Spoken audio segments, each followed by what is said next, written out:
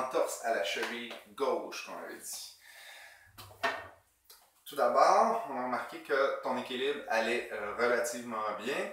La seule différence, c'est quand tu avais les yeux fermés, donc tu as perdu un petit peu de proprioception sur ta cheville gauche.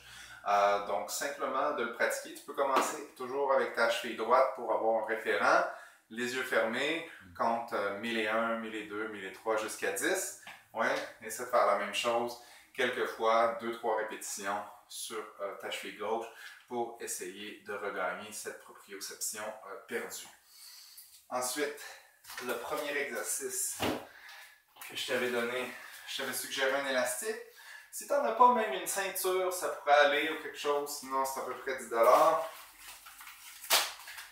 Tu t'accroches l'élastique ici. Tu vas chercher, donc tu donnes du poids sur la poignée, les pieds par en avant. Donc ça c'est le gros point qu'on a répété presque toute la séance. Donc à mesure que tu te penches vers le bas, tes pieds ont tendance à s'écarter vers l'extérieur.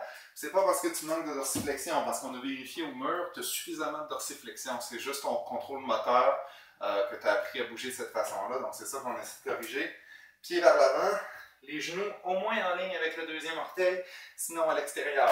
C'est à ça que l'élastique va te servir. Il va te donner un biofeedback pour aller t'obliger à sentir ce que tu fais. Donc donne du poids sur la poignée. Force vers l'extérieur, garde les pieds vers l'avant, mes genoux sont légèrement à l'extérieur des pieds. Rentre dans cette position-ci. Donc tu peux t'amuser, gauche, droite, viens travailler ton amplitude de mouvement. Et là, pour remonter, visse tes pieds dans le sol et remonte toujours en gardant les genoux légèrement à l'extérieur. C'est capable de terminer avec le même exercice sans élastique pour essayer d'avoir un transfert vers un mouvement qui est plus proche de la vraie vie parce que tu n'auras pas toujours un élastique sur toi dans la vie. Je t'avais donné ensuite avec un bâton, manche à balai, n'importe quoi. 3 points de contact, occiput, derrière les omoplates et sacrum. Donc neutralité spinale. Encore une fois, tu peux commencer 1 ou 2 répétitions avec ta bonne jambe. Ensuite, 3, 4, 5 répétitions avec ta mauvaise jambe. Ta mauvaise jambe, celle qui est blessée. Donc, engage tes fessiers de la jambe opposée, tu gardes la jambe droite, genoux légèrement fléchis. On penche et on revient. Ouais. Ensuite, tu peux y aller au sol. Il y a toute une série au sol avec laquelle tu peux travailler. D'abord avec les orteils plantés ici. Donc, simplement de reculer comme ça peut être bien. Tu peux lever une jambe. Donc, tu viens tout stretcher l'arche du pied en faisant ça.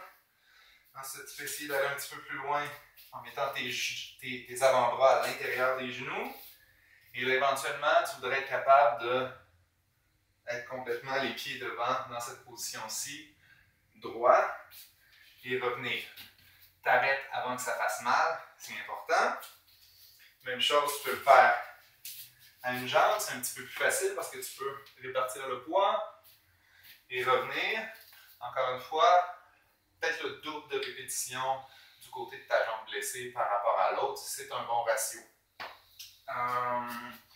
Ensuite, on avait parlé position Senza. Donc ça, c'est très bien. Tu peux le faire encore une fois avec un petit rocking.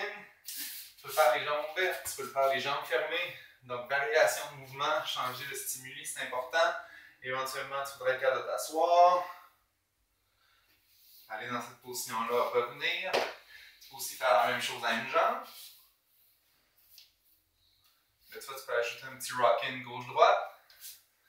Même chose de ta jambe blessée. Ici, on peut refaire l'exercice encore avec un petit rocking. Intérieur, extérieur. Développer cette proprioception, cette connexion cerveau-corps avec le genou aligné avec le deuxième orteil. On a beaucoup parlé de ça aujourd'hui. Ça, tu peux aller ouvrir ici. Donc ça, tu devrais sentir une grosse ouverture dans ta hanche, mais aussi possiblement dans ton pied. Juste te placer dans des positions différentes. Ensuite, à partir d'ici, On avait parlé qu'on pouvait juste faire un step-up. Step-up avec une extension complète de la hanche. Position neutre. On fait tendance un peu à trop archer. On fait simplement être droit. Si tu as besoin de défis supplémentaires après ça, tu peux essayer de le faire avec le négatif. Et redescendre jusqu'en bas. C'est beaucoup plus challengeant. Pour diminuer le défi, tu peux mettre ça, quelque chose ici, à la fois pour le monter et pour la descente. Est-ce que j'ai oublié quelque chose? Non. Non, avec la marche ou la balle, je sais pas. Avec la balle, on peut rouler en dessous du pied, tu le faisais déjà. Donc, essaie de te rendre là. Ça, c'est vraiment proche du tendon de chaque côté. C'est pas évident avec la balle, mais tu peux aller détendre le même muscle un petit peu plus haut. Si tu es dans le milieu des gastro, tu vas un petit peu plus toucher le solaire. Okay. Sinon, plus tu t'en viens haut, plus tu es dans les gastrodémiens, tu vas moins toucher le solaire. Tu peux faire le côté aussi, tous tes muscles stabilisateurs de la cheville se trouvent ici. Donc, même chose sur le côté. Trouve un spot qui fait mal, qui est sensible. 5-6 grosses respirations vers le ventre. Puis, juste de faire des automassages. Donc, appuie, va dans le sens contraire. L'étirement, donc tu peux faire à l'intérieur ou l'extérieur dans cette position-là. Les pouces vers le bas. Et on vient étirer les tissus. Faire de la place, désensibiliser aussi pour réduire la sensation de douleur. Excellent, merci.